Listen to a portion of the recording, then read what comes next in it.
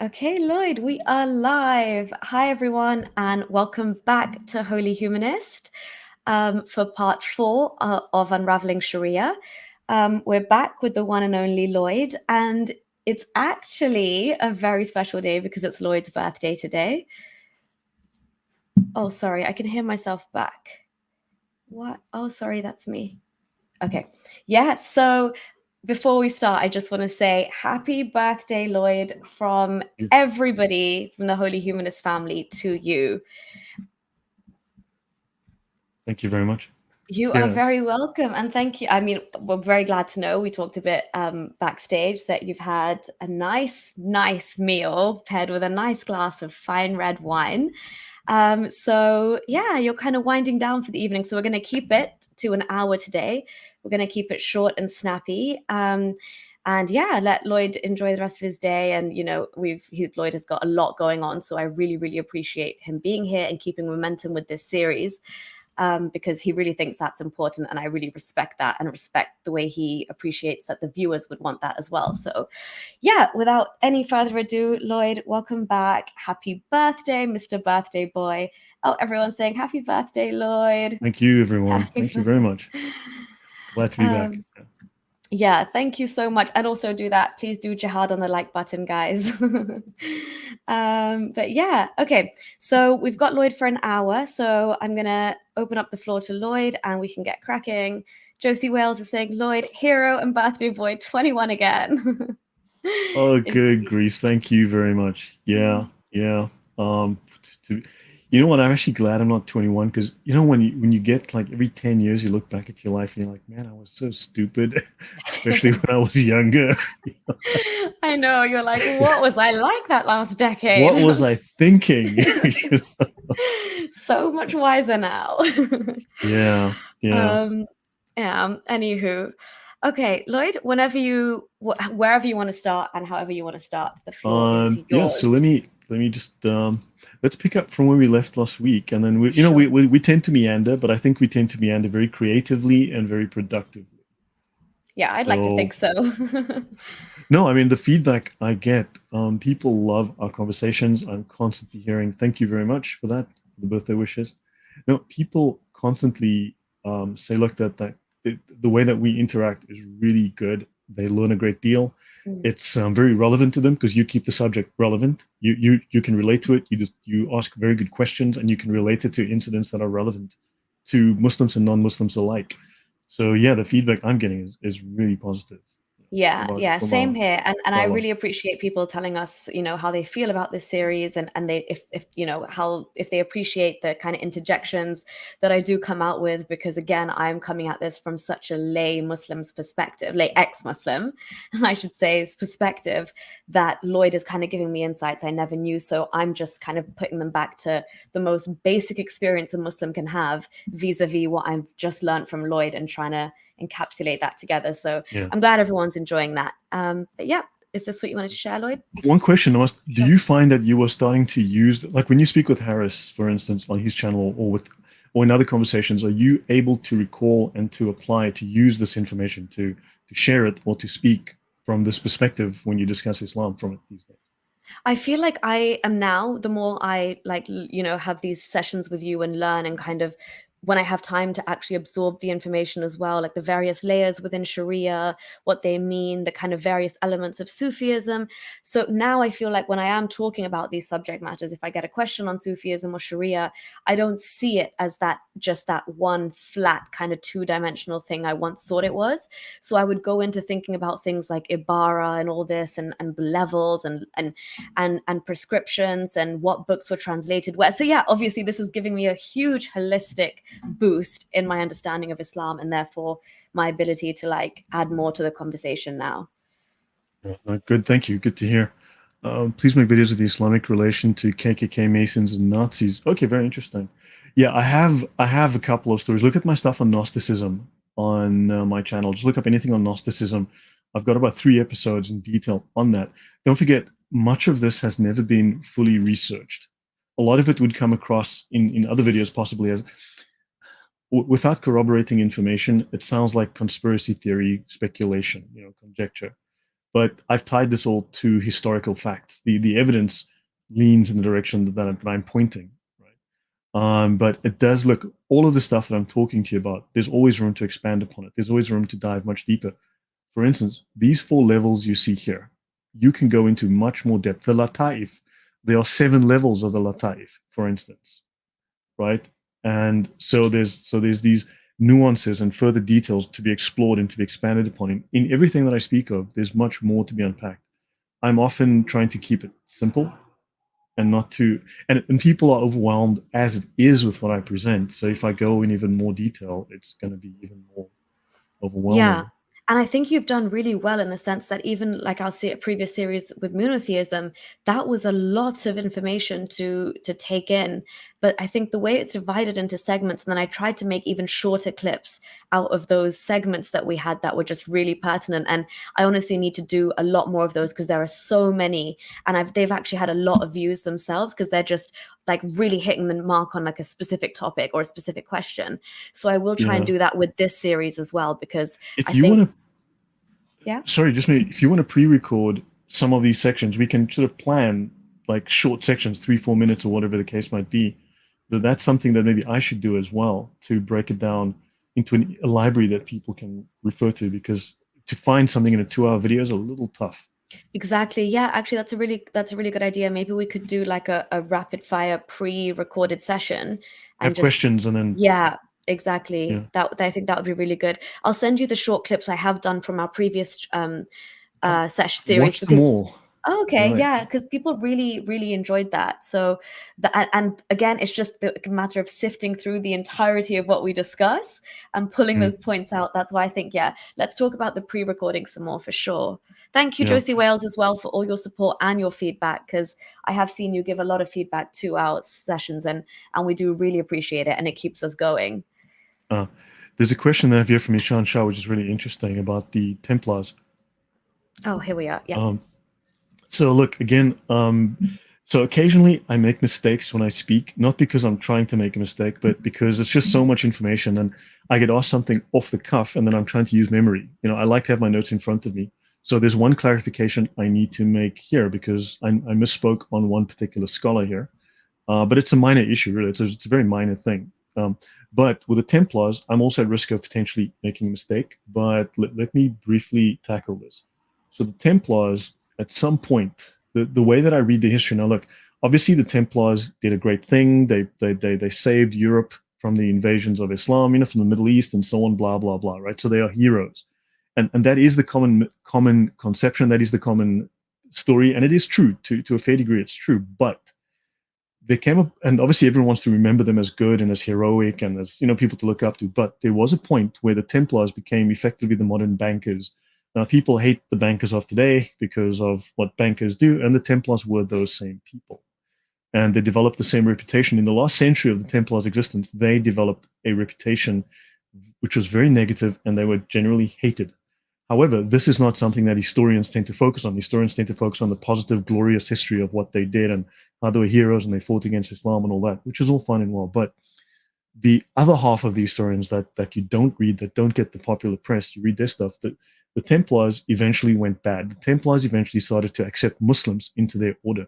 So they were sleeping with the enemy. And the Templars, to my knowledge, based on the histories that I've read, and it's a number of books, if you look at my archive, there's several books there. And be careful. I mean, the quality of some of the writing leans between fan fiction and genuine research, right? So just be careful. But they, to my knowledge, became effectively Sufis. They adopted Gnostic. Sufism is Gnosticism. It is Gnostic Islam, right? It's the full expression of Gnostic Islam. And I need to make a note here. I think I added this recently to my slides. This lowest level of Islam is technically called, the scholars call it Islam for the masses. I don't think I had this last week. No, but that's great to understand conceptually, because again, that's where I was. That's where everybody I know is. No, Sufism is the final expression. Someone's asking about antithesis. No, it's the final expression. It's the completion. You see, because most Muslims, Islam for the masses sits here on the left. Okay, Islam for the masses is the outer practice. However, the Quran and Hadith have also a hidden meaning called the batin, the inner, the esoteric, the hidden. right? The esoteric meaning to hide, to be secret, right? The secret meaning. But Muslims, lay Muslims are trapped here. They are legislative subjects, and they must be managed by legislative practitioners, administrators, lawyers. Bloody Remember, hell. Islam does not have priests. It has lawyers, right? Imams are technically lawyers. And lawmakers, yeah. They are administrators, right? They are bureaucrats. They're not priests. The spiritual practitioners of Islam are these guys here, the Sufis, the highest level. The Sufis are actually, let me show you, since we are talking about this. Yeah. This Sorry, is very just brief. to check. So the Ashara could be considered like the guardians of the law, yeah? I guess it's a fair way to say. Is that because then there's beyond the Imams we get to where the real Gnosticism comes into play, right?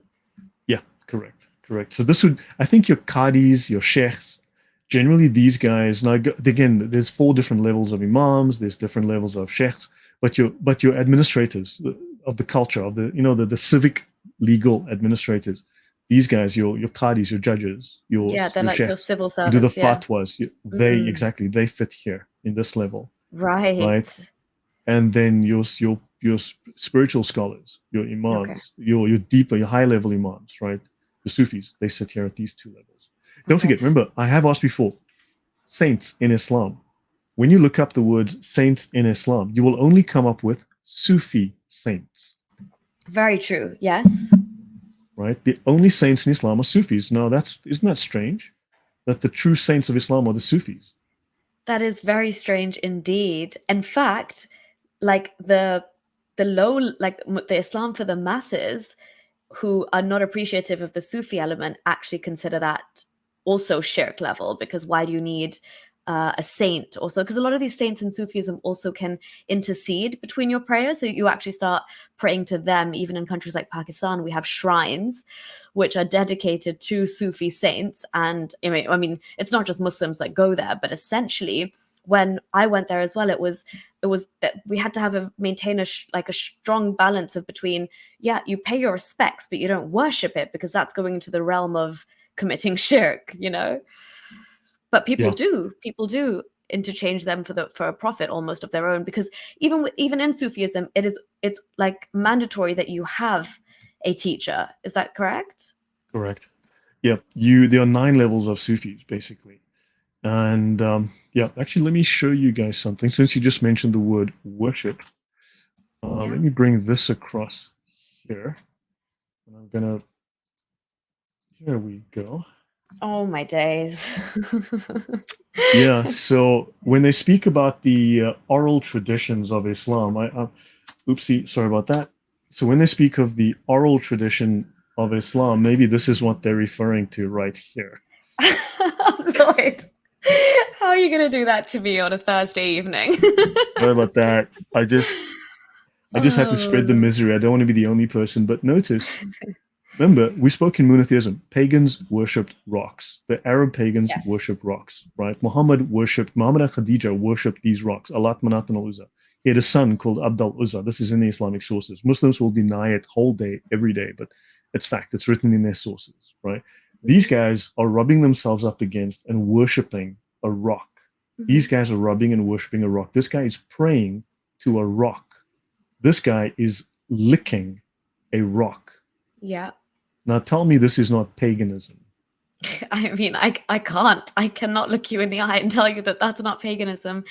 And Lloyd, it's interesting because there's a hadith, and I can't remember it verbatim, but it's something to the effect of, we would not have kissed the stone, the black stone, unless we hadn't seen Muhammad do it. Yeah, Muhammad do it himself. Exactly. So even he could not let go of some of his pre-Islamic traditions, the way that they would worship. And that literally fell into Islam, because if Muhammad's done it, the rest have to follow suit. Yeah. So understand, this is just a continuation of because so don't forget, Rahman originally was the Jewish and Arab Christian name for Yahweh, for the Christian God. Sorry, Lloyd, just 1 second. Just for anyone that's just listening to this, Order of the Dragon has sent a super chat. So thank you. And he's asked Lloyd specifically, when Muhammad said Bismillah Rahman Rahim, didn't he call upon 3 gods? Rahman is the god of Yamama and Rahim is the god Solomon.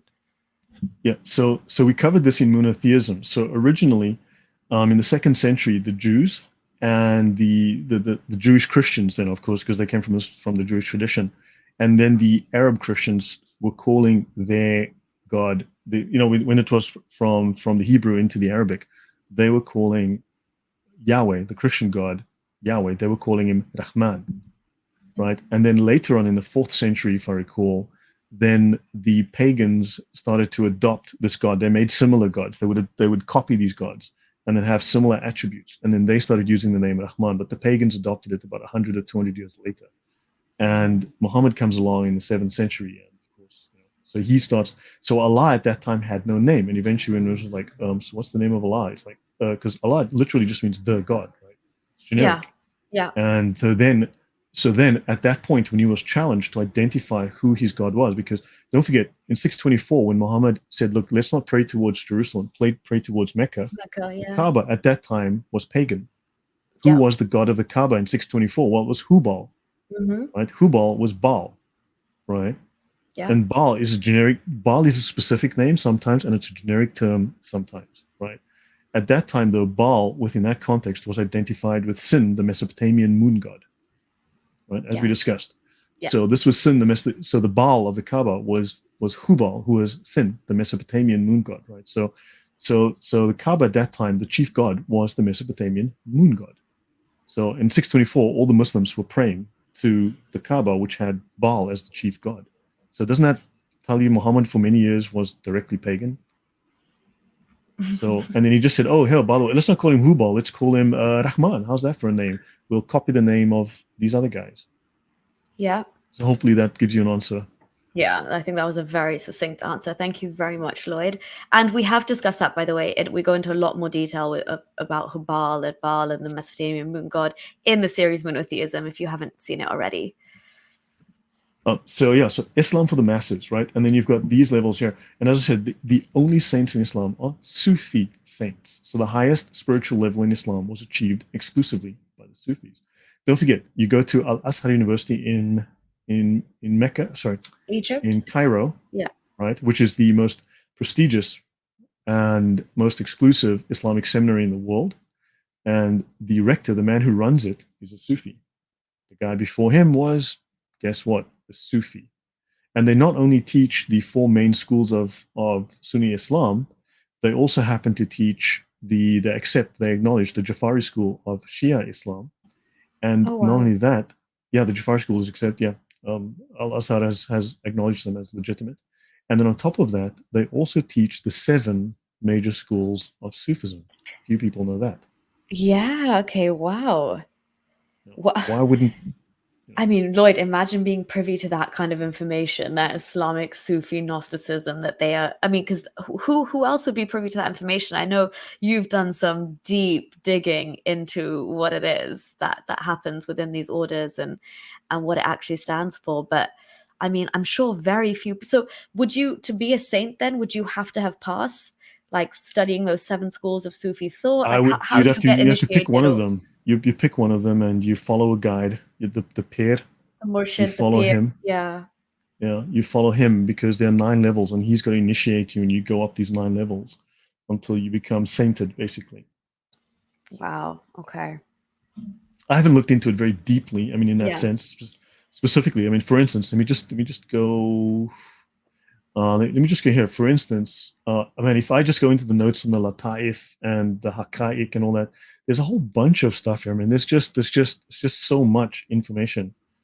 I'll skip it. It's just you just realize that this is a very deep rabbit hole once you dig down. Yeah, and I was gonna say, you know what? My interest is always peaked in Sufism, so we could do an entire series on it. Once, obviously, you've researched more into it, I'll go and do some research as well, and we can come and actually do a deep dive. But yeah, okay, back to Sharia today. Yeah. Okay, so now brief aside to the Shia, right? The Shia means Shiat Ali, the party of Ali, whereas the Sunnis are the party of the Sunnah, the way of Muhammad, right? The Ahl Bayt, so Sharia, is generally translated as law. I'm going to just very quickly run over this, not spend any depth on this. Haqa'iq, the esoteric truths, right? So this is about some of the words about the Shia, right? So the religious revolution of man was considered to have taken place in 7 years under 7 prophets, the first of whom were Adam, Noah, Abraham, Moses, Jesus, and Muhammad. So if Adam was a prophet, what prophecies did Adam make? If anyone can tell me, drop it in the comments. Love to. Yeah. You know, and then of course, I mean, yeah, Jews don't. Tell me something. If you blaspheme Moses, do the Jews kill you? No. No. And if you blaspheme Muhammad, what happens? You get your head chopped off. Yeah. Or So yeah, there's something a little weird about this Muhammad guy. Yeah, Okay? and there's something Now, very weird about this prophet claim for all of these others, just to lump them in there to kind of give yourself that legitimacy. Because yeah, you're right. Like, according to Adam, didn't even know that he was going to get kicked out of Jannat. So yeah, but also notice Satan was kicked out of paradise by Allah. Okay, because Allah is all powerful. yeah. And then later on, Satan tempts Eve. So how did he get back in without Allah knowing? Yeah.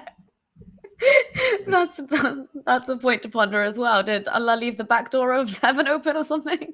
Must have been. So yeah. So anyway, this haqqaiq, this final level, right, transcended human reason. See, it's not about reason. It's about this occult connection, right? And it ultimately derived from Gnostic doctrines, considering the principles of spiritual and physical worlds in Neoplatonic terms.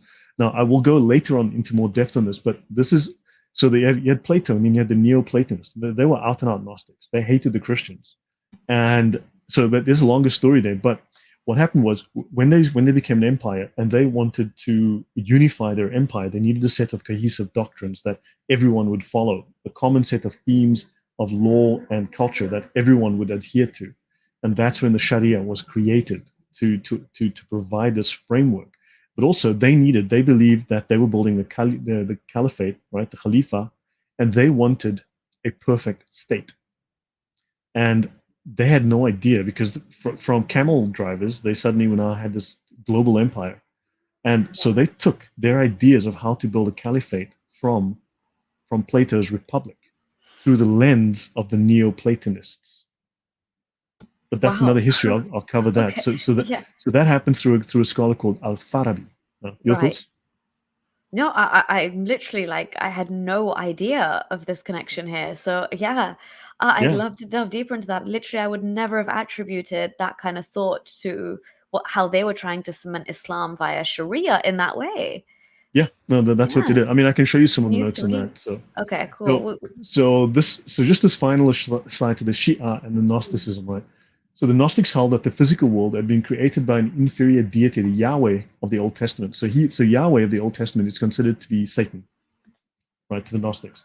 Okay. And he was allowed a certain latitude until Allah, basically the monad, decided to send his son to inhabit the body of Jesus and free the world from false teachings, right? So certain Gnostic notions passed into Islam when Muhammad adopted the Gnostic idea that the body which was crucified was only a phantom which the Jews and Romans could not harm.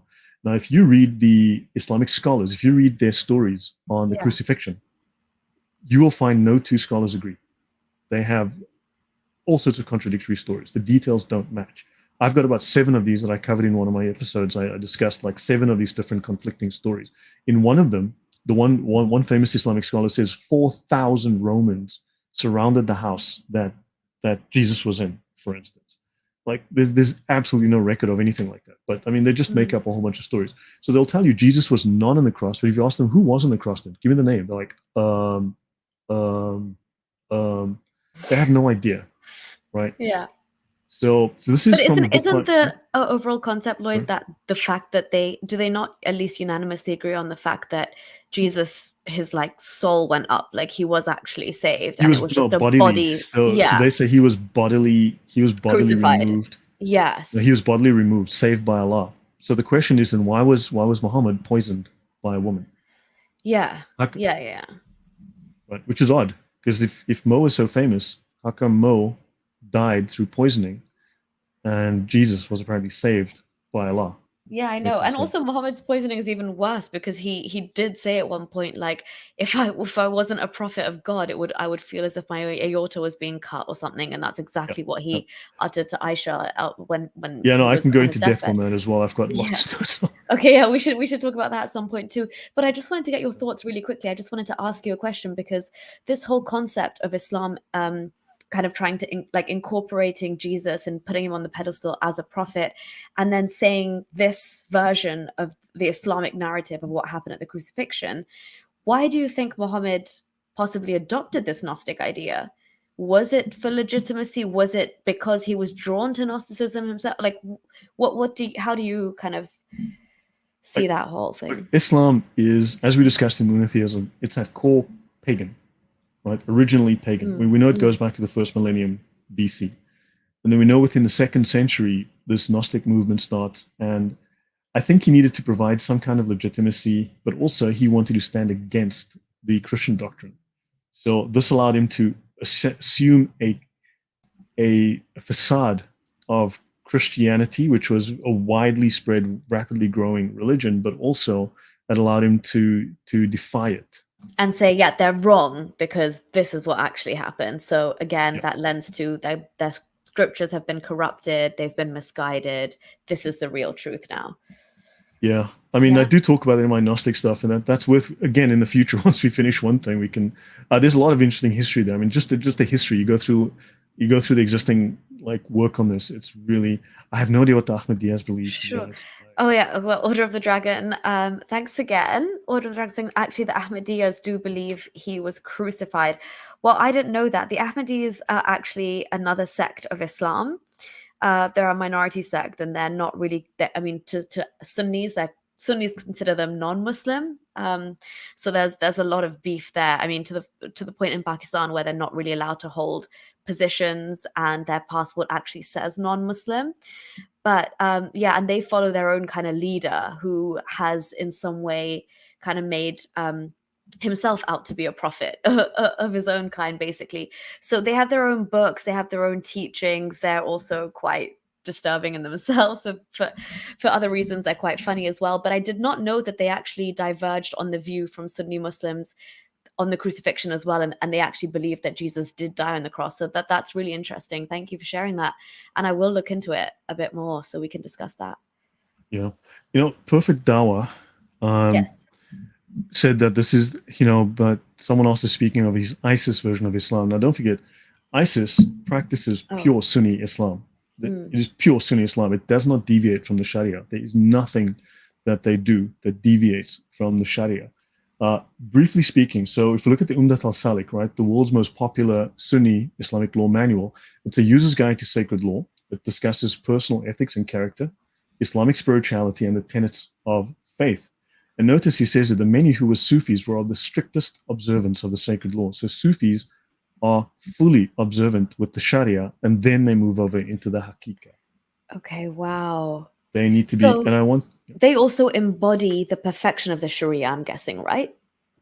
Yeah, yes, exactly. So, and I want to show, oopsie, wrong mistake here. Fix that.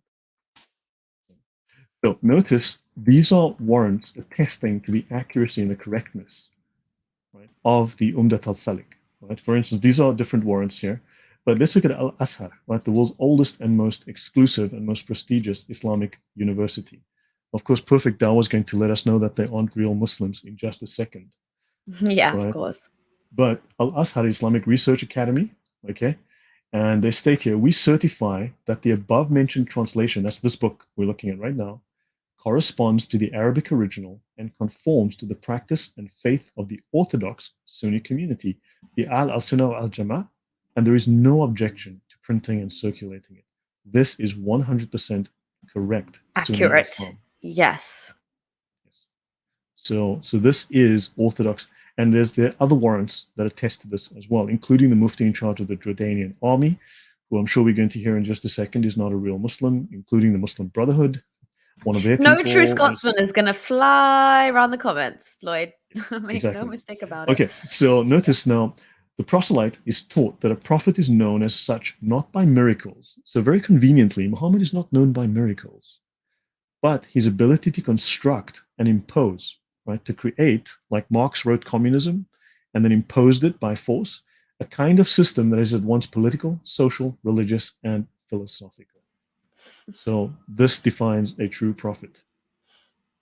Ain't that the truth when it comes to Muhammad? I mean, yeah, you know, Lloyd, even in the last session, you showed us like the breakdown of like Deen and how like Yeah. it being a religion was almost like a mere footnote. It was so low down the list of initially what Islam is actually meant to be in like in its de facto form. Religion is Yeah. almost like like a little byproduct of it. Yeah. Or religion. It's number 10 in the list of 12 priorities. Yeah. And it says or religion, not and. Subjugation, dominance, bondage, subordination, dominance under the power of Muslims, rules and regulations, and then or religion. Right? And notice deen does not mean religion, it means obedience. In Yeah. their context. And it fits so perfectly. Like deen means obedience. Being a Muslim means you are a slave of Allah, obedient slave. Like it fits really perfectly. Well, yeah, if you look And then the see, only way you're protected is as a look at Muslim, and then everybody ibadat, else is worship. subjugated. Yeah. You look at worship, remember, submissive obedience to a master, right? Yeah.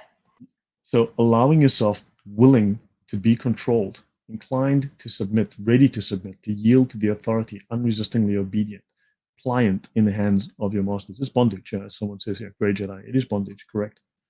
So yeah, let me skip forward again. It is, exactly.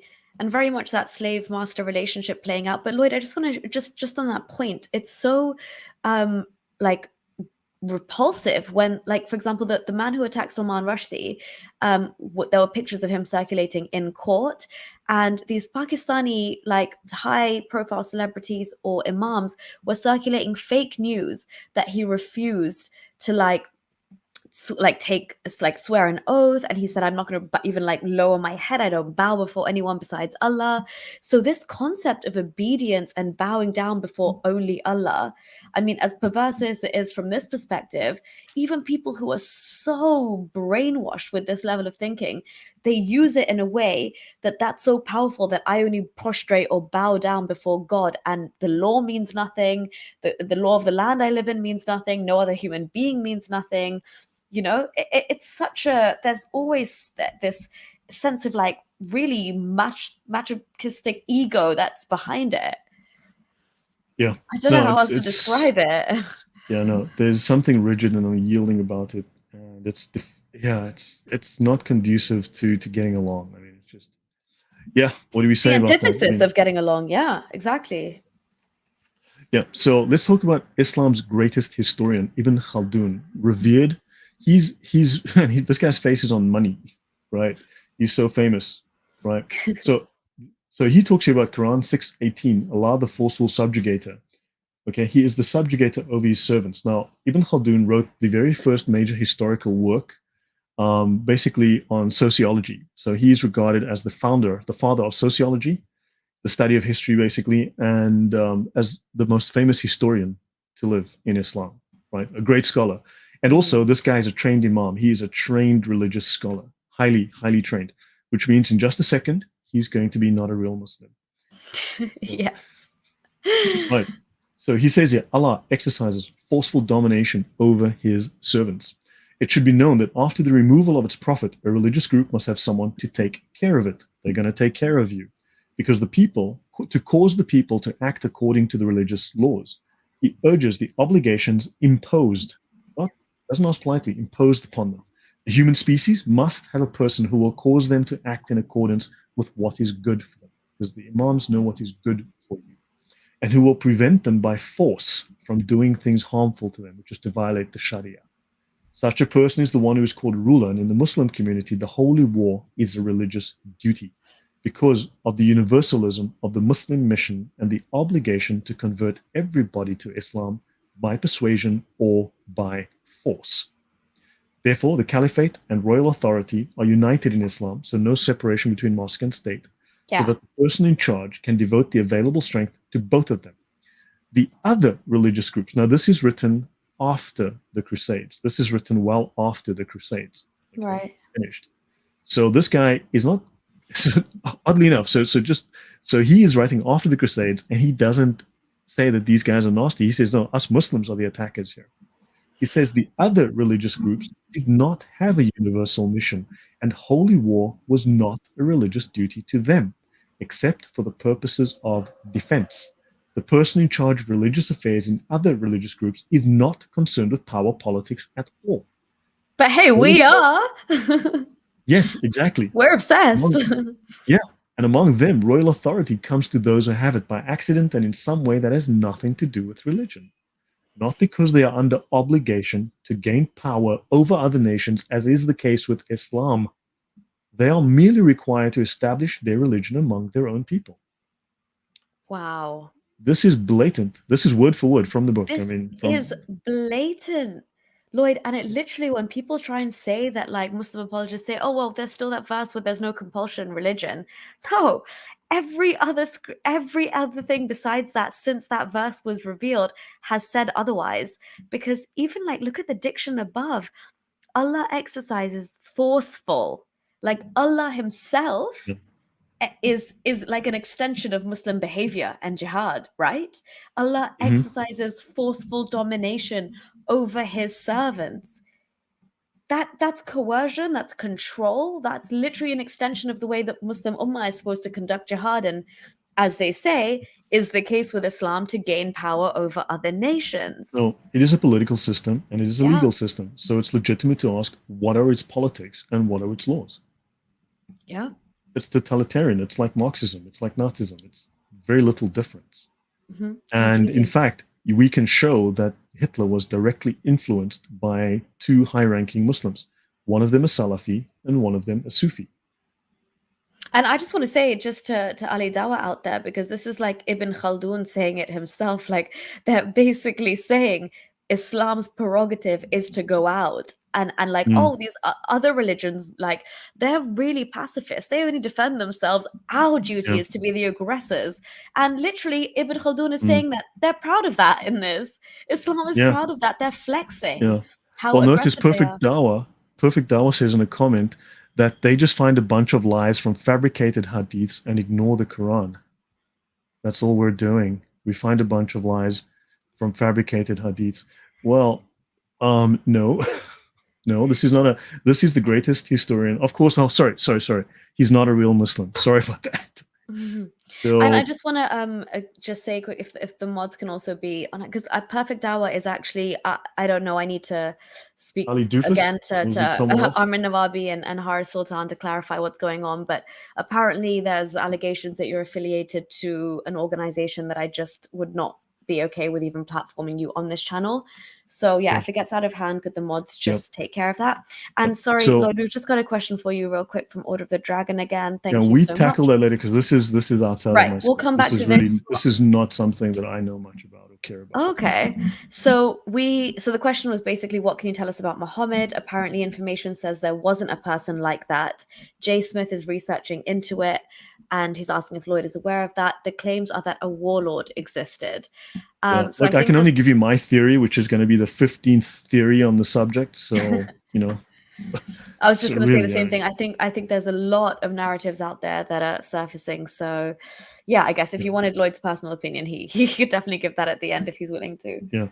Okay. So on the point of what Ali Doofus or Perfect Doofus just said, okay. Few people are aware that the hadiths have tafsir. Everyone knows that there are tafsir of the Quran, like Ibn Kathir. Few people are aware that scholars don't read the hadiths directly. They study the tafsir of the hadith. Notice we have tafsir. Now, this book is a retranslation of the most famous tafsir hadith called the Fath al-Bari by Imam Ibn Hajar al-Asqalani, who just became not a real Muslim. Yes. Just wait for it in the comments. This man is regarded as a giant in the world of Islamic scholarship. Okay, this man's a giant in the world of Islamic scholarship. This is a retranslation. This is a collaboration between Al-Azhar and Medina universities. So Al-Azhar is the most famous Islamic seminary on earth, legal school and seminary. It's the most famous on earth. Okay, it's like the Oxford and Cambridge and rolled into one. Of the Islamic world, yeah. Of the Islamic world. And then you've got the other one, Medina University, which is the city of the Prophet, where Muhammad lived and died. And so these two universities are collaborating to do a retranslation. Let's go have a look at what they say on page 12 about hadiths so that we're all clear about this. Okay, let's go have a look here. It should be noted, okay, removing weak hadiths from works was not the example of the scholars. Okay, because Muslims love to say that's a weak hadith. Well, I'm telling you, they are lying to you. Lying to you. Otherwise, Imam Ibn Hajar would not have included weak hadith himself in Fath al-Bari as sources to take knowledge from. Weak hadith are used to support opinions because a weak hadith containing the words of the Prophet is preferred over pure opinion and personal reasoning, and this is the example set by all the scholars, including Imam Bukhari, who used them deliberately in his work Al-Adab al-Mufrad. Everyone knows of the Sahih Bukhari. Bukhari wrote other works of hadiths as well. One of these called the Al-Adab al-Mufrad, which was not the Sahih, was other grades. Okay. The Sahih of Imam Bukhari is a collection of the Sahih hadith specifically. It is not a collection of the only hadith that scholars should use. The scholars themselves state a Sahih hadith has about a 99 to 100% chance of being entirely accurate.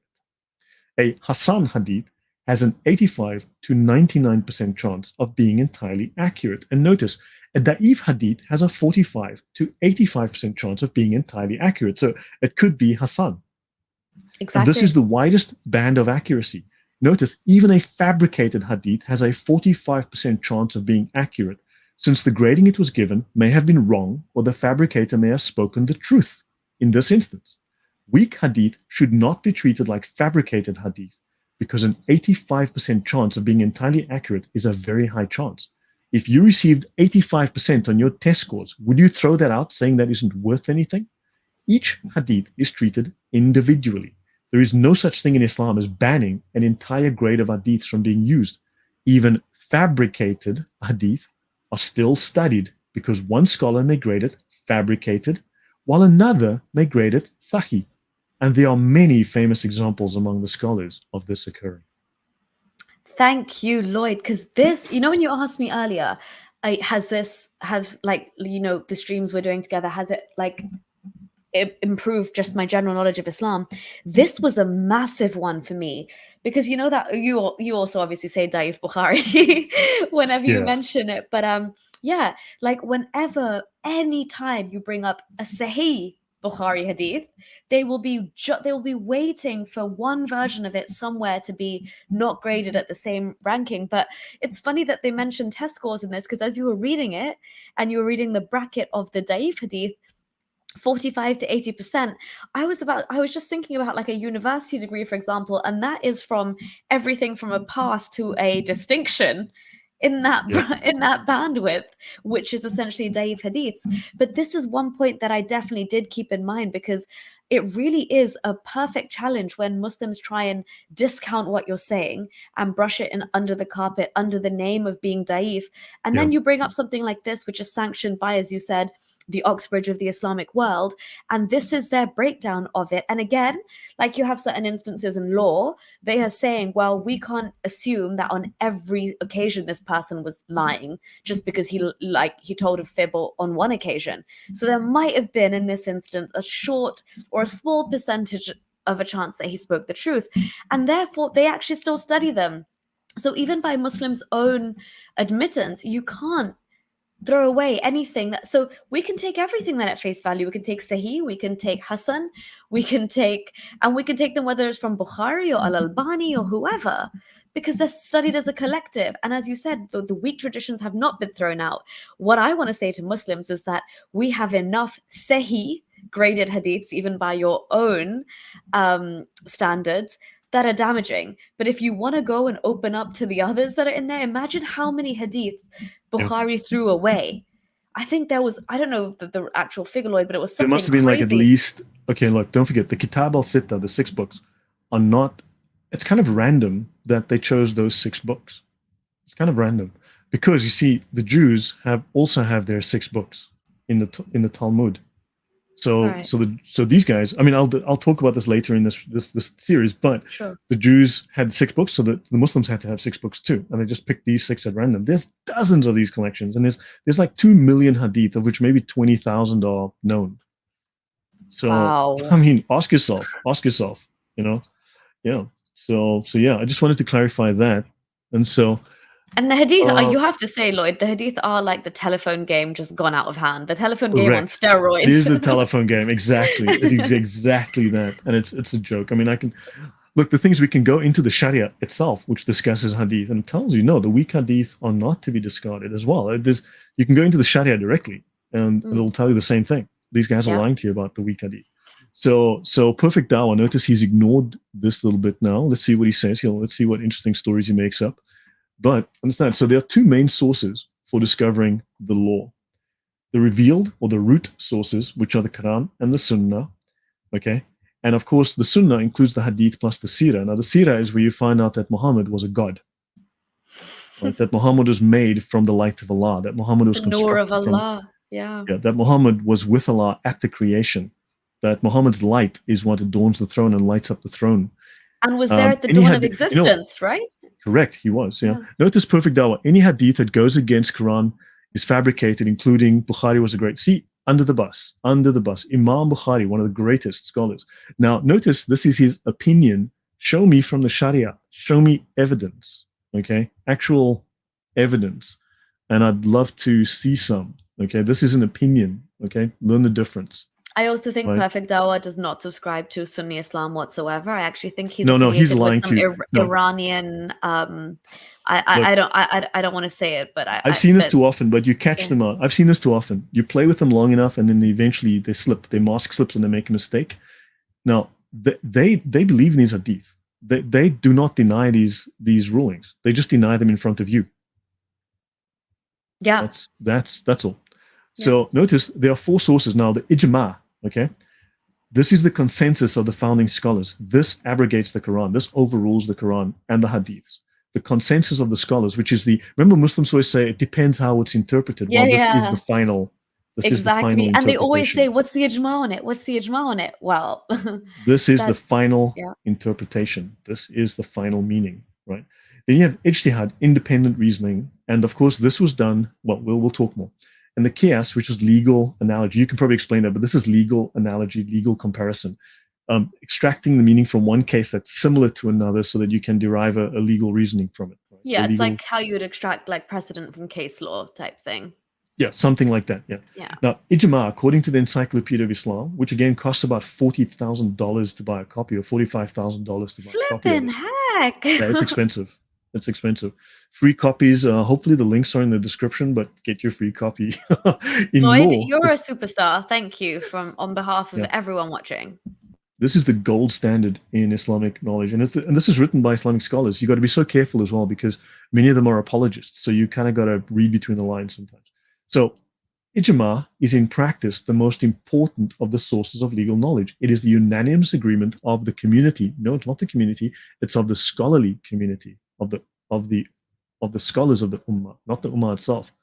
And it is the unanimous doctrine and opinion of the recognized religious authorities. Again, an elite few, not the whole Ummah. We discussed that. And then they utilize independent reasoning called the ijtihad mutlaq. Mutlaq means absolute. So absolute reasoning. In law, the creative act of reasoning through which the founding imams derived from the revealed sources a systematic structure of law. So if perfect dawah, for instance, can you show me how to conduct a wedding from the Quran? Which page is it on? The whole process for doing a wedding. Or maybe how do you do the Hajj? How do you do the whole pilgrimage, start to finish? Or even the Shahada, the full Shahada, or maybe the 5 daily prayers. How do you even do the prayers in the mosque? None of that's in the Quran. So they had to go through all of these sources and then from there construct this whole methodology, this whole system. You see? So they use what's called ijtihad mutlaq, okay? And so mutlaq means absolute, so absolute reasoning. And this absolute reasoning was done by 4 absolute scholars, the mujtahids mutlaq. So the mujtahids mutlaq are obviously Hanafi, Shafi, and so on, right? The 4 scholars, they are absolute scholars. They cannot be wrong. They are perfect. So now you have the 4 roots, the 4 proofs of Islam. So the proofs of Islam refer to the proofs that mujtahids rely on when they deduce and describe the rules of Islam. Because the Quran doesn't have a lot of these things, right? I mean, just ask them to show you the 5 daily prayers or the Shahada. Yeah, they can't. They can't at all. Right? Not even the full etiquette around fasting, ablution, Hajj, Nothing. Everything. Yeah. It's all missing. They say, look, you should do it. Okay, so how? Exactly. Well, but you can find it in the Sharia books. I can show you word for word how it's done from just reading it out of the book, right? Yeah, Andrew Martin, that is truly correct. So now notice these proofs are Quran, the divine scriptural revelation, and I can do a whole story on that. That's another story on its own. Okay. Then the Sunnah is oral tradition of Muhammad. That's Hadith plus Sirah, right? Then the Ijma, the consensus of the jurists, right? Then the Qiyas, juristic, logical argument, or comparative analogy. Right? These are the four roots, the proofs of Islam. This is how Islam is proven. And then you deduce a judgment for a case based on similarities to a case found explicitly in the religious text. But what if it's not found explicitly? Then you need to do reasoning. Then you have to do the ijtihad. Right? Yeah. Now, there are differences between Sharia and fiqh. Now, we tend to use them, and I tend to use them synonymously, and lots of people do, really, even the Muslims do. But technically, the Sharia is what is revealed. Allah said, don't eat peaches. Okay? Allah said the sky is purple with blue stripes. Okay? These are revealed rulings, explicitly said. The fiqh is how the revealed law is understood and applied, or what is interpreted from the rule to apply it to a situation that does not have an explicit precedent within the revealed sources, right? So the Sharia is derived from Quran and Sunnah, but then the fiqh is derived from and constrained by the Sharia in theory. Don't forget, in obligatory lying, we've discussed some of that. Within the doctrine of obligatory lying in Islam, they have a concept called hiyal, which allows them to literally circumvent and break any law, any promise, any contract, any oath. So the Sharia is very broad and general, whereas the fiqh tends to be very specific. They go into detail. Now, the Sharia cannot be abrogated, it cannot be changed, nor can it be annulled. But notice, the Quran is abrogated. The Sharia, never. And the Sharia, technically, is what has been interpreted from the sources by the scholars. So the word of the scholars can never be abrogated. Yeah, which is so weird, because that trumps the word of, essentially, what you're told is the word of God, which is the Quran. And now you have a scholar's word, which is it's impossible for it to be abrogated, yet Quran verses here are being abrogated according to them left, right, and center. So who's really the top dog here? Ask yourself that. Ask yourselves that, Muslims. Yeah. So the scholarly consensus is the ijma. There are four integrals. Okay, so we'd have to go to Reliance. So let me go. So Reliance B7, page 22 to 25. So let's go have a look at that. So 22. Notice they speak here the superiority. So we're going to learn this last section that we'll cover. I'll talk about the authority of the scholars, and you're going to have a look at that now. The superiority of sacred knowledge, the gnosis, right? So Nawawi is really, even though Shafi might have founded the school of the Shafi school, and even though Shafi technically is the founder of the Sharia, the guy who modernized and harmonized, who brought, Shafi is again another giant in Islamic scholarship. However, he also is responsible for the construction of the Sharia. He laid the foundation that everyone followed. And Lloyd, sorry, I just have one question that's really annoying me. These imam, like Imam Malik, Imam Shafi, Hanbali, are these imams, were they also initiated, because the founders of the four main schools, let's say at least, were they also initiated in the whole, like, were they elevated this to the so many of them are Sufis. Okay, many of them are Sufis. Many of them were Sufis, or they were trained by Sufis and were influenced heavily by Sufis. What is interesting, so if you have a look, actually, you know what, I've been wanting for a while to make a table just to have like what their connections are to Sufism. But if you do have a look, many of them either were Sufis or they were heavily influenced and trained with Sufis, so they were very familiar with this. But maybe with different schools of thoughts, right? Because like Imam Maliki takes a different turn on many things, and then, you know, like the Hanafi where they differ is minor. Look, remember, Muslims make too much of the differences, right? And because the fact is that they are the same, they're identical on 80% of stuff. Remember, as a simple example, the 20% of things where the scholars differ, where they say, well, the scholars differ, it's like, I like coffee, you like tea, you both like to drink something. A hot bevy. Yeah, okay. Yeah, exactly. Understand? I like 2 sugars, you like 1 sugar. That's the difference. But we can both the sit other down guy and wants enjoy no tea sugar at the same time. Yeah, you're all having tea, but this guy likes 1 sugar. He doesn't like milk. But gotcha. Understand, it's the difference between, do you hold your hands up by your face when you pray? Do you hold your hands by your navel? Now, does that affect whether or not? Do you lift your finger like that for Ashhadu an la ilaha, or do you do that? Yeah, exactly. Exactly. Does that affect whether Allah is real or not? Does it affect whether or not you should pay zakat, go on Hajj? No, it doesn't. It's got Not nothing to a do with the bit. fundamentals. The It is 5 purely pillars are intact. cosmetic. It Yes. is cosmetic. It is nothing other. Oh, by the way, there is proof. We have the science has discovered proof that Allah is real and Allah exists. Because they discovered that Oh, Lloyd, yes, who's about to win the yes. Nobel Peace Prize? No, because we know for a fact Allah exists because the universe started with an explosion. Right. Just wanted to clarify that. Okay.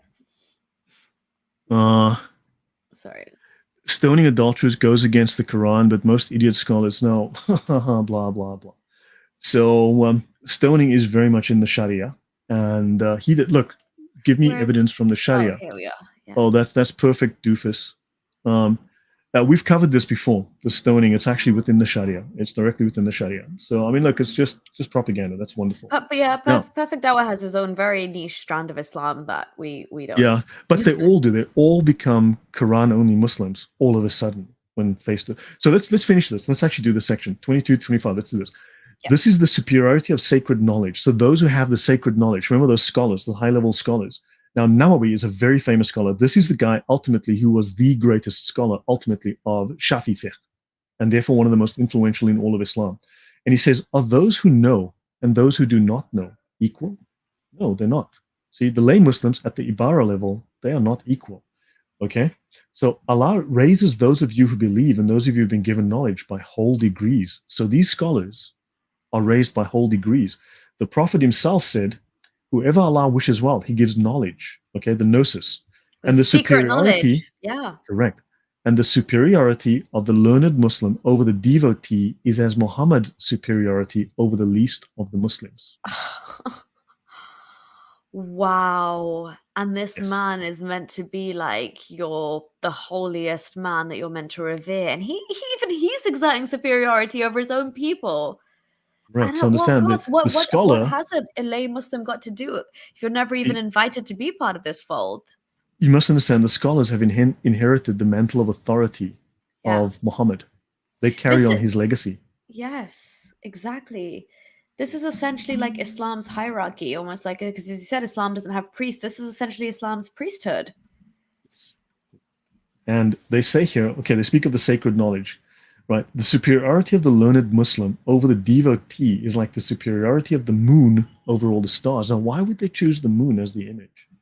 Lloyd, great question. And I would say I don't know, except I've done a whole series with you on this, explaining why the hell they would revere the moon. And the learned are the heirs of the prophets. So these people have the same status as Moses and David and Ezekiel Adam, and Jeremiah Abraham, and so on. Lot, Understand? The yeah, prophets Jacob. have not bequeathed dinar nor dirham, but they left sacred knowledge, and whoever takes it has an enormous share. Now, the lay Muslims at the Ibarra level know roughly zero, right? Whereas these guys at the higher levels, they have the secret knowledge. He who goes forth to seek secret knowledge is in the way of Allah, but notice is in the way of jihad. You mentioned that the Sufis are always in the way of jihad, that the first guys out the gate. Well, to rally up the knowledge in the way of Allah. See? Well, is that also, Lloyd, because they're exposed to those further rationales behind jihad and the real mission behind Islam, and they understand the true meaning of deen, and they understand the true meaning of other religions only defend themselves, and they only hold positions of authority because it just fell in their lap, but we demand it. They know that.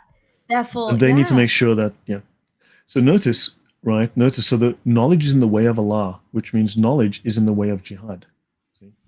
And notice here, again, this Gnostic influence, the world and what is in it are accursed, which is a Gnostic belief that all matter is cursed, except for the remembrance of Allah, dhikr, that which Allah loves, and someone with sacred knowledge or someone learning it. That's why Sufis spend so much time dedicating to dhikr. Dhikr is basically the recitation and the remembrance of God to the point where you're almost in a trance-like setting.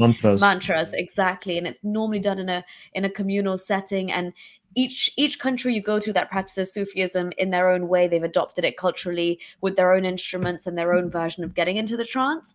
From everything to like the whirling dervishes that you see to like just in like vastly different concepts of Sufism that we see in like African countries that are Muslim, right? It's vastly, but it's the same concept of that recitation. Lloyd, can Dervishes you are just scroll Sufis. back? It's a practice. Sorry, yeah. Yeah. Sorry, can you just scroll up for 1 second? I was going to ask you. I was going to say something about. Yeah, I had a question for you. Anyway, carry on. If it comes back to me, I'll bring it up. It's Oh yeah, sorry. I was going to say, just to play devil's advocate for the Muslims, what would you say here if somebody said, "Well, that kind of jihad there is so linked, like so inextricably linked with divine wisdom and divine knowledge that there you could argue they're talking about spiritual, like jihad within or internal jihad as opposed to external aggressor jihad." um, yeah, we'll talk about that another day. To talk about jihad would be another 3 hours just to All right. unpack all of that. Okay, but yeah, be careful. A Muslim Yeah, might spring that one on you there. yeah. Perfect doofus is now denying abrogation. They all do that. They all do that. So the religious scholar is greater in reward than the fighter in the way of Allah. I thought that jihad, those who die in jihad, those who kill and are killed, are the greatest, who receive the greatest reward. They have like 100 levels greater than the average human. I mean, that's what Well, Muhammad's no, going around no, promising everyone in no, the hadith. no. The religious scholar is even greater in reward than the Who jihadi. knew? That poor man who threw himself into the battlefield because the Prophet said anyone who jumps in without any armor is like the most revered in Allah's eyes, and Allah will laugh him into The paradise. scholars with the sacred knowledge are the That poor guy greatest. could have just been a scholar, and his fate would have been Exactly. different. He would have lived. The greatest of these are the scholars. Notice the scholars are the heirs of the prophets. They repeat it, while devotees, which is the lay Muslim, that's you, perfect doofus, devotees are not characterized as such, right? And sacred knowledge, meaning the knowledge we are discussing, is a communal obligation. The communal obligation is superior to the personal obligation that the person performing it fulfills the needs of the Islamic nation, the ummah, and lifts the obligation from it. The obligation of the individual is restricted to himself. So perfect doofus here, he does his 5 prayers a day, and that's nice. But you see, he's just one lame guy at the bottom of the barrel, with his little mosquito buzzing to God's ears or whatever the case might be. Whereas the scholars, you see, they have a direct line. They have communion with Allah. So God really hears their prayers. You see, so those prayers go up to the scholars, and then they're connected through the imam to his imam to his imam to the major scholars, and those scholars take all that and then connect to Allah. But Lloyd, this is actually infuriating me because this is horrible. That poor lay Muslim that bows up and down 5 times a day, does ablution 5 times a day, wakes up at the dawn, the crack of dawn to fulfill that. There's even a prayer before the crack of dawn if you want to get more rewards. And yet your own God that you're doing that for, that you're being this obedient slave for, in that manner, does not respect you. He respects his chosen people at the top, the elite few. They are guaranteed these high ranks in heaven, in Islamic paradise. You, as you said, Lloyd, are just at the bottom of the barrel of this hierarchy, performing some robotic, almost zombie-like duty that's not even given any credence, really, in the scripture. Yeah. So I'll finally talk. Yeah, exactly. So understand. It doesn't work. Islam doesn't work the way people think it works. Now, scholarly consensus. I want to talk about this. So we'll do a couple of pages and we'll call it a night. Sure. Thank you. Yeah, we're over the hour mark, so I appreciate any extra. So notice it says here the ijma. They speak of the ijma. This is in the Sharia. Remember, this is the world's most famous, most popular ijma manual. So if perfect dawah has a problem, he needs to go and speak to the scholars at Al-Azhar and explain to them how they are wrong and how he knows better. Maybe you can explain to us how you know better. Except, you only have your opinion apparently. So scholarly consensus. So let's see. All mujtahids of the Muslims in the period of the thing or event agree on its ruling, regardless of their country, race, or group. Notice, non-mujtahids are of no consequence. Wow. Are you a lay Muslim? Then straight F up. off. Straight up. Yeah, you don't belong here. You're not. You literally not required, mate. Yeah. Go away. You have an opinion. Off. We don't care. Yes. Exactly. Understand this? They say it quite clearly, right?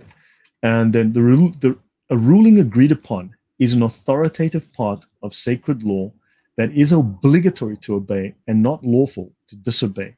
Nor can mujtahids of a new era make the thing an object of a new ijtihad, because the ruling on it, verified by scholarly consensus, is an absolute legal ruling which does not admit of being contravened or annulled. Sounds a lot like the word of God to me, Lloyd. Yeah. The scholars are telling you this is the word of God, and Very we are much the set in guys stone. who. That's gospel. Yeah. Yeah. He'd explain if we gave him the opportunity. How about you prove to me that you know something by citing the Sharia? Now, I will warn you, as you well know, it's illegal for you to cite the Sharia, but I'd love to see you do it so that you show me that you have scholarly knowledge and you are showing me references from actual authoritative books that are in use today, and maybe I'll listen to you. Otherwise, you're just waffling, buddy. Lloyd, I wouldn't even worry about him. I'm going to actually block him because he's affiliated with some very unscrupulous organizations, apparently. And until we check that out, he does not need to be here disrupting the stream. But yeah, I just want you to be able to wrap it up smoothly. So I'll finish this. Yeah. So the proof of the legal authority of scholarly consensus is that just as Allah ordered the believers in the Quran to obey him and his messenger, so too he has ordered the followers of Islam, the believers, to obey those of authority, the ulul al-amr, among them, saying, "O you who believe, obey Allah and obey the Prophet and those of authority among you." Quran 4:59. So the scholars have exactly the same as authority as Muhammad. They are the regents, the viceroys of Muhammad. They take over his mantle of authority directly. Such that when those of authority in legal expertise, the mujtahids, agree upon a ruling, it is obligatory in the very words of the Quran to follow them and carry out their judgment. And Allah threatens those who oppose the messenger and follow other than the believer's way, saying, Of course he does. "Whoever controverts the messenger after guidance has become clear to him and follows other than the believer's way, we shall give him over to what he has turned to and roast him in hell." And how evil an outcome. Quran 4:115. Lovely. And the second, such beautiful words in that holy book. The second evidentiary aspect is that a ruling agreed upon by all the mujtahids in the Islamic community is in fact the ruling of the community. There we go, Muslims. Do you and read notice, that? Yes. And the community is divinely the imams here. When I say the community, this is the royal we, okay? This is not, this is the royal the community we, indeed. is divinely protected from error. They cannot make a mistake. Divinely as well, Lloyd. They are divine. Yes. They are mere mortals, yet they're divinely protected from error. Yet there's plenty of them after Muhammad. Yeah. So notice, much for being the seal of the prophets who's getting a divine revelation, because all these people can carry on the mantle. Yes, exactly. And they interpret everything, right? Yeah. So including Allah saying, "My community shall not agree on an error." Okay. Allah is not wont to make my community concur on misguidance. That which the Muslims, they mean the scholars here, consider good, Allah considers good. So whatever the scholars have said, that is the will of Allah, and Allah. So Allah agrees with scholars. Scholars don't agree with Allah. Allah says XYZ. Scholars interpret XYZ. Allah agrees. Yeah. Scholars' word is set in stone. So according to the Quran, Allah will not make his community agree on misguidance. So if they have an ijma, if they have an agreement, then that is the will of Allah. Yes. See? So this basically, this very bluntly is, and the validity of the scholarly consensus, okay, is that Allah's hand is over the group, and whoever dissents from the ijma departs to hell. Wow. So okay, so any Muslim listening who says that the ijma is wrong on something, what was the wording that Muhammad used, or the Quran used, Lloyd? That they will be, that Muhammad said, Allah's hand is over your group, and whoever dissents from you, who rejects the ijma, departs to hell. Muslims, these are your own words relating to your own actions when we try and engage. Yeah, and I'll finish here then. Meaning that whoever diverges from the overwhelming majority concerning what is lawful, unlawful, and on which the community does not differ, has slipped off the path of guidance, and this will lead him to hell. And other than the 4 Sunni schools of jurisprudence, they do not necessarily play a role in scholarly consensus, and only these 4 schools are relevant. There is scholarly consensus on its being unlawful to follow rulings from schools other than those of the 4 imams. I'll stop here, but this, remember, the 4 imams did ijtihad mutlaq. They did absolute perfect reasoning. And these 4 scholars, as we'll discuss next time, are the absolute scholars. They are the perfect scholars. They are the perfect knowers. Absolute authority on that. Absolute authorities. Yeah. And I'll stop here. Hopefully that was helpful and that was amazing and so informative as usual, Lloyd. I just also want to say that, like, I'm actually a bit angry at the end of today's episode because I just feel so almost, I really feel bad for all these Muslims who think that they are really striving in the way of God and following Muhammad's example and keeping up with their prayers. Like my own family, like members of them freak out if they realize the time is gone for a certain prayer, you know, that like yeah, like Christian Prince says, it's like is Allah a government building that he shuts it like every 2 hours? Like what's going on?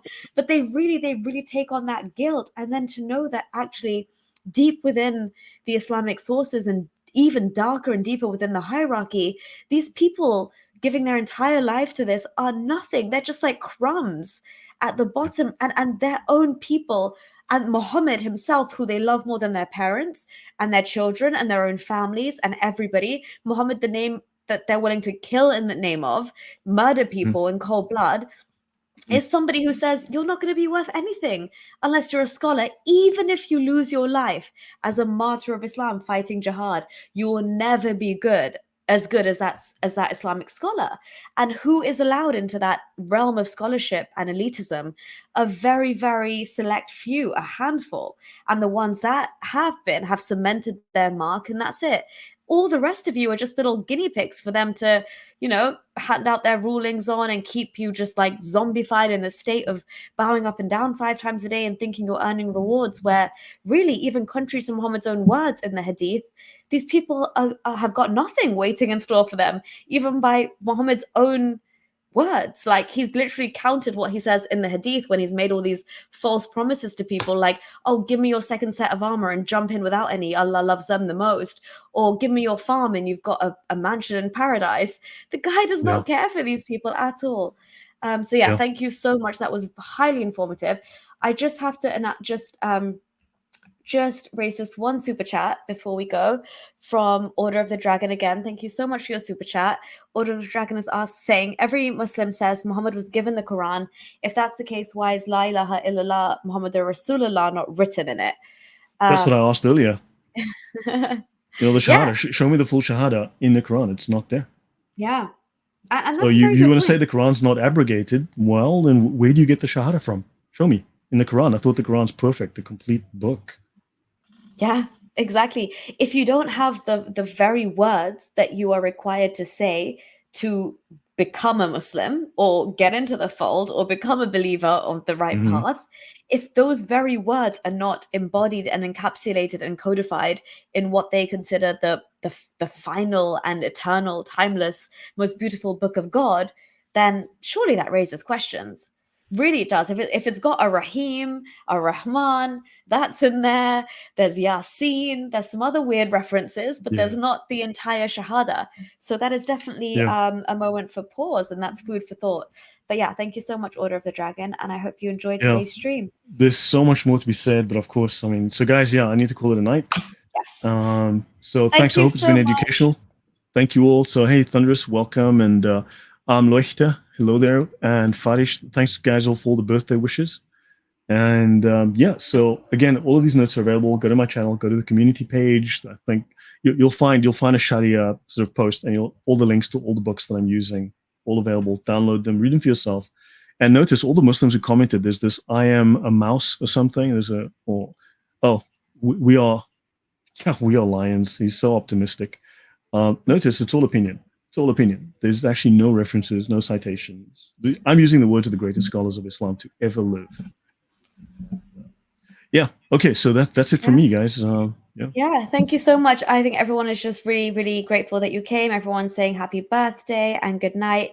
Lloyd, so we wish you all the best. Thank you so much. It was highly informative. I'm definitely going to listen to this back. And till next time.